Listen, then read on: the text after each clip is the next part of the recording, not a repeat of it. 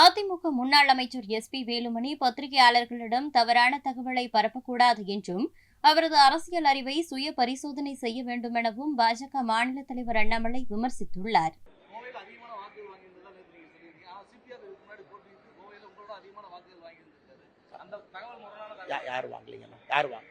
பொய் சொல்ல விரும்பல. அண்ணன் டேட்டாவை செக் பண்ணிட்டு பேசணும். அண்ணன் பேசணும்.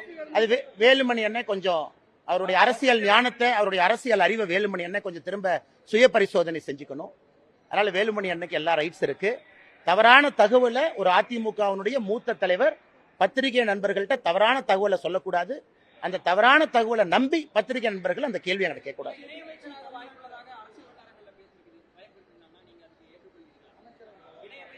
வேற ஏதாச்சும் கேள்வி இருக்காங்க?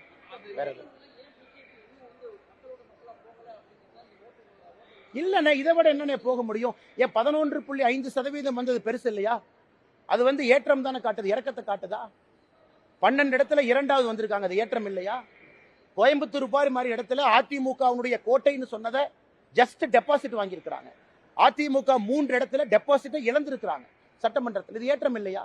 இது மக்களால போனனாலதான் அந்த ஓட்டு வந்திருக்கு. இந்த ஓட்டு ஏன் வந்திருக்கு? மக்களோட மக்களாக பாரதிய ஜனதா கட்சியினுடைய தொண்டன் பணி செய்யறதுனாலதான் அந்த ஓட்டு வந்திருக்கு. அடுத்து வெற்றி 3 முனை போட்டி 2 முனை போட்டியாக மாறி 40%, 45% வாக்கு வங்கி அடுத்து வரும். செய்திகளை உள்ளது உள்ளபடி தெரிந்து கொள்ள ரெஃப்ளெக்ட் நியூஸை சப்ஸ்கிரைப் பண்ணுங்க.